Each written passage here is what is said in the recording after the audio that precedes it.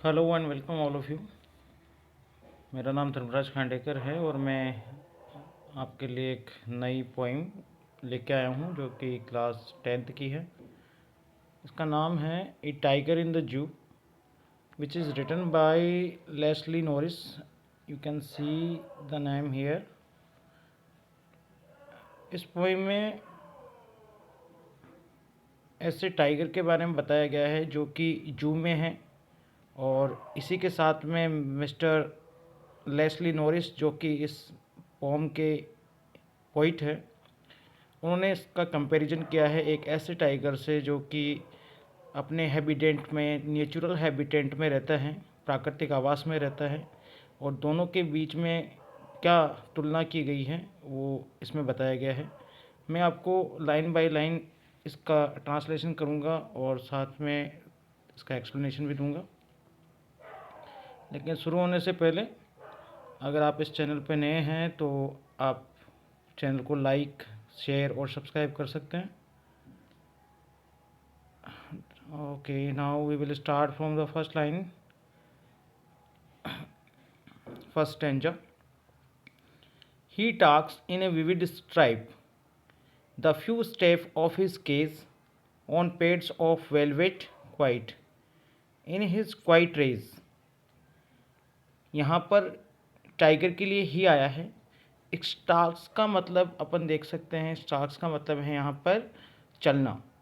In his vivid stripe, vivid stripe का मतलब हो गया उसके जो बॉडी का कलर होता है, उसके अलग अलग धारियाँ बनी होती है बॉडी के ऊपर, उसके बारे में कहा गया है।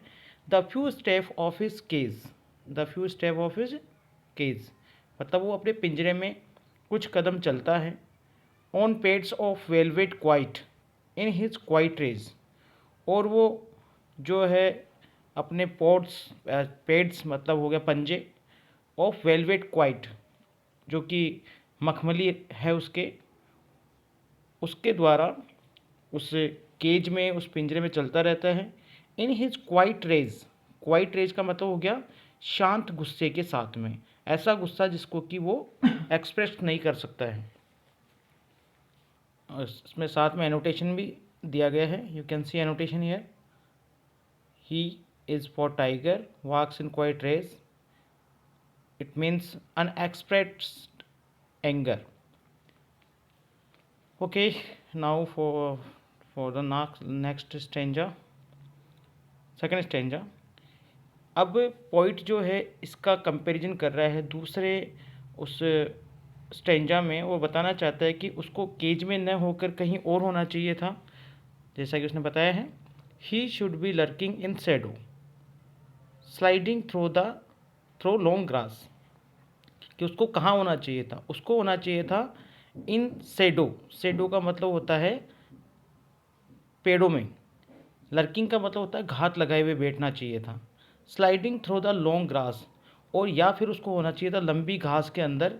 और स्लाइडिंग, स्लाइडिंग का मतलब हो गया धीरे धीरे चलना, वॉक स्लोली, और उसको लंबी घास के अंदर धीरे धीरे चलना चाहिए था ताकि वो अपने शिकार को पकड़ सके।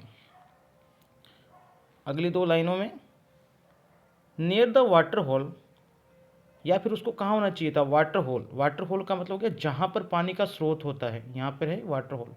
Where the plumed deer pass, जहाँ से होकर, प्लम डियर का मतलब होता है मोटे हिरण गुजरते हो। अब हम पढ़ेंगे नेक्स्ट स्टेंजा, थर्ड स्टेंजा। फिर आगे उसने और बताते हुए बोला है कि उसको केज में ना होकर कहाँ होना चाहिए था। He should be snarling around houses, उसको हाउसेज का मतलब यहाँ पे दिया गया है गांव से, कि उसको कहाँ होना चाहिए। स्नेरिंग, स्नेरिंग का मतलब हो गया दहाड़ना, रोर करना, उसको गांव के आसपास में दहाड़ना चाहिए था। एट जंगल एज, जंगल के किनारे पे जो गांव बने होते हैं वहाँ पर। बारिंग हिज वाइट फैंक्स, और उसको दिखाना चाहिए था। वाइट फैंक्स का मतलब हो गया अपने नुकीले सफ़ेद चमकीले दांतों को दिखाना चाहिए था। हिज क्लोज, अपने पंजों को दिखाना चाहिए था।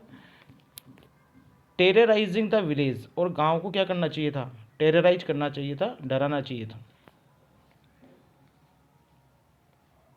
Now in the fourth stanza, अब वो जो है उसकी वर्तमान कंडीशन के बारे में बता रहे हैं कि अब जो ये टाइगर है वो कहाँ पर है। But he is locked in a concrete cell. वो कहाँ पर लॉक है, वो एक कॉन्क्रीट सेल में लॉक है।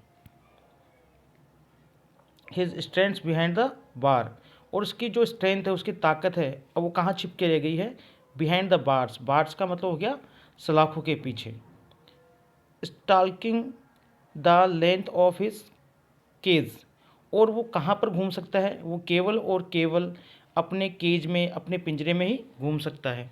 इग्नोरिंग विजिटर्स, और वहाँ पर आने वाले विजिटर्स, विजिटर्स का मतलब हो गया जो जू के अंदर जो देखने वाले आते हैं, दर्शक आते हैं, उनको इग्नोर करते हुए अपने पिंजरे के अंदर घूमता रहता है। इग्नोर क्यों करता है यहाँ पर, इग्नोर इसलिए करता है क्योंकि जो विजिटर्स है उन्हीं ह्यूमंस ने उन्होंने उसको क्या करा है, बंदी बनाया है। Now we will study the last stanza. Last stanza is like this. अगले स्टेंजा जो कि इसका फाइनल स्टेंजा, उसमें उसने कहा है he hears the last voice at night, कि रात को वह अंतिम आवाज़ सुनता है। जैसे दर्शक सारे चले जाते हैं तो लोगों के जाने के बाद में जो जाते टाइम पे लास्ट आवाज़ होती है वो सुनता है। द पेट्रोलिंग कार्स, और गाड़ियों के चलने की आवाज़ सुनता है जो वहाँ पे गश्त लगाती है, कहीं कोई जानवर बाहर तो नहीं आ गया हो। और and stares with his brilliant eyes, और घुरता है। स्टेट्स का मतलब हो गया घूरना। In with his brilliant eyes, अपनी ब्रिलियंट का मतलब यहाँ पर होपफुल है। होपफुल का मतलब हो गया आशावान, और आशावान निगाहों से, नज़रों से वो देखता है। एट द ब्रिलियंट स्टार्स, किन की तरफ देखता है, तारों की तरफ देखता है। तारों का मतलब यहाँ पे उसके भाग्य से है कि उसका भाग्य बदलेगा और वो भी कभी बाहर आएगा।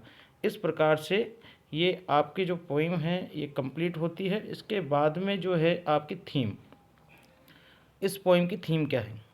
The poet compares the life of A tiger in the जू। जो पोइट है वो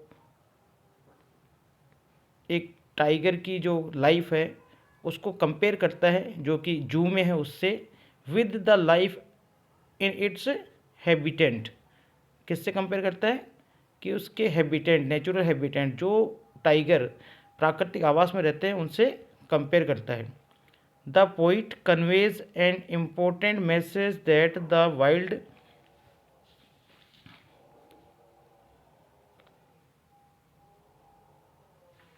The poet conveys an important message that the wild animals should be kept in their natural habitat, कि जो वाइल्ड एनिमल होते हैं, जंगली जानवर होते हैं, उनको उनके प्राकृतिक आवास में रखना चाहिए।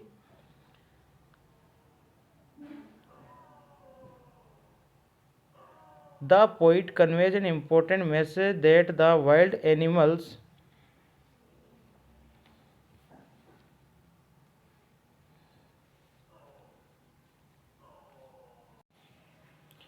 The poet conveys an important message that the wild animals should be kept in their natural habitat, कि जंगली जानवरों को उनके नेचुरल हैबिटेट में रखना चाहिए, प्राकृतिक आवास में रखना चाहिए।